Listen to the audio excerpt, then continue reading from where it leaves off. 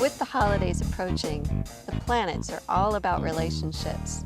The focus is on food and family, but be aware of increasing tensions and the potential to do too much.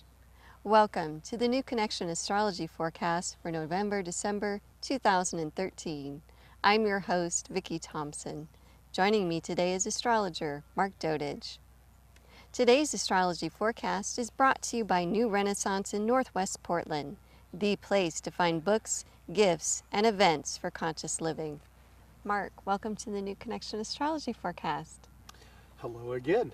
So here it is in November, December in Portland. It's an illusion that we get rain all the time, I isn't it? know. Sometimes we get July-like weather or September-like weather in November, December. April Fools. Yeah. So let's talk a bit about what's coming up for November and Sure. December. So we have a solar eclipse in Scorpio, which means we're going to be letting go of the old. So what can we do to use this energy to create a fresh start? Well, first, Scorpio takes you to the depths of your being, and of course, it's a very emotional sign. I like to joke with clients that it's take you to the bottom of the swamp to clean the bottom of the drain so that you can rise up like the phoenix out of the ashes. So the first thing is what old wounds, what old hurts, what old stuff do we need to let go of that we're done with, we don't need anymore.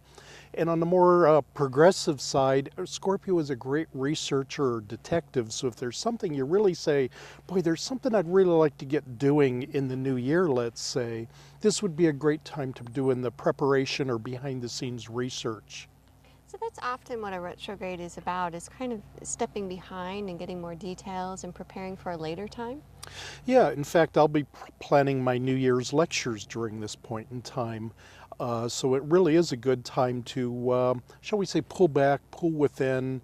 Of course, take care of your own meditation or your spiritual well-being to make sure that the things you're doing in your outer world are in alignment with what's going on inside of you. But yeah, definitely introspective.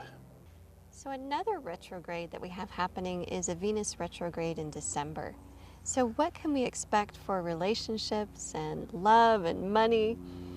Well, retrograde means we're redoing, we're revising, we're reviewing, associated with the planet that is retrograde. And of course, Venus, love, money, art, beauty, diplomacy.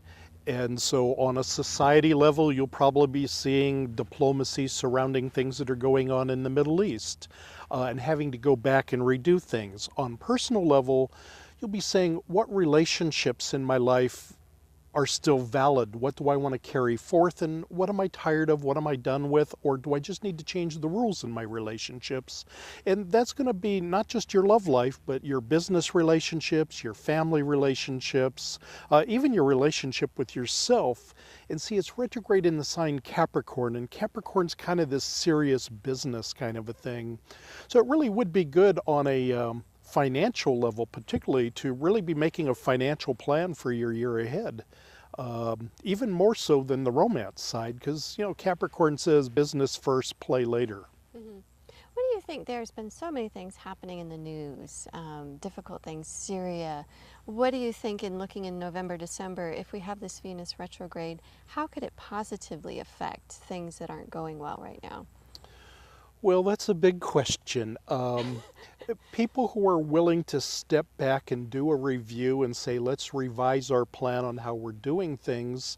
In other words, people who are adaptable and willing to be flexible and adjustable should do quite well with it. People who are doing the, what we'll call the my way or the highway, the hard-headed type of thing, it's going to be problematic for them. We also are coming up on the holidays, and we have food and family being the big focus around Thanksgiving. But then coming up for Christmas holidays, we seem to have planets that are going to pull you in opposite directions. So what is your survival guide for the holidays? Well, number one, the nice thing is that the moon will be in the sign Libra for both the USA Thanksgiving and for the Christmas holiday. So that's a very social, play nicely kind of a thing. The Thanksgiving Day holiday itself has the planet Venus and Jupiter hooked up together, and they're kind of like the, I call it go to the dessert table first. Why do it when you can overdo it? So Thanksgiving would be the big day to really be careful of overdoing it on the, particularly the sweet level. And Christmas is a little bit more complicated.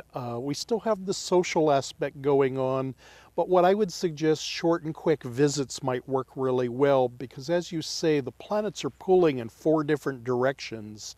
So it's that feeling of being drawn and quartered, like, oh yeah, I want to go out and be with friends and family, but oh, I really want to just stay home. It's that kind of a conflict that's going on. And so the way to get around that is, well, yeah, I'll go out, but I won't stay the whole day. I'll just go for a couple of hours and enjoy the social aspects, but not drag it out, let's say. Well, let's go right now and look at our four elements and see what's happening for each sign.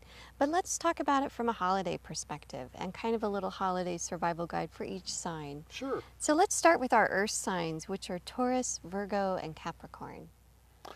Well, number one, particularly in November, the planet Mars, which is this ambitious warrior, is going to be moving through the sign Virgo, one of the earth signs. And that is, let's get efficient, let's clean up our act.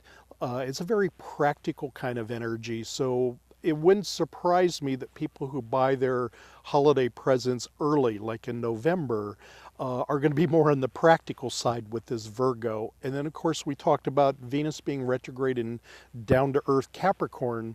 So for earth signs, we've got a very pragmatic holiday coming up. Let's talk about the water signs, which are Cancer, Scorpio, and Pisces. What do they have to look forward to survive for the holidays? Well, in general, I think November and early December is going to be more fun for them because there's more water elements going on out in the sky.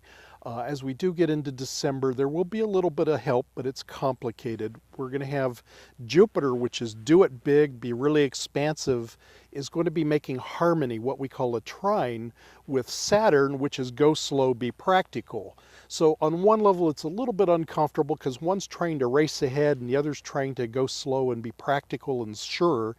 But they will be helping putting that together for the water signs. Good. How about our fire signs, which are Aries, Leo, and Sagittarius? Probably their best time in this cycle is going to be the first half of December.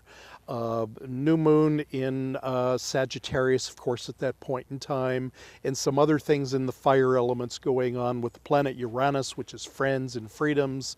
And so for fire signs, but really for all the signs, probably the first 2 to 2.5 weeks of December really are more geared towards social and parties than even later December will be. And then we end up with our air signs, which are Gemini, Libra, and Aquarius. What do they have to look forward to? Well, I guess the good news for them is that the moon is moon is your emotions, of course. It's how you feel. It's how you relate to people. Is going to be in Libra for both Thanksgiving and Christmas, as we said earlier. And that's probably their saving grace because there's just not a whole lot going on in the air elements as we end the year. But at least they get the two big holidays. They get them together. Yeah. Well, Mark, it sounds like we can look forward to a good holiday, but just try to take it easy and not overdo it.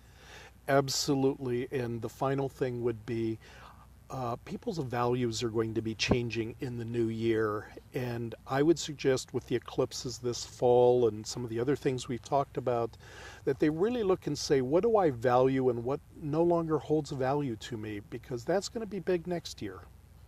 Well, good. We'll be ready for that. So thank you so much for joining us, Mark. Thank you. Want more details on your sign? Check out Starscope and Astromark at newconnection.com. Join us next time for the New Connection Astrology Forecast and get connected.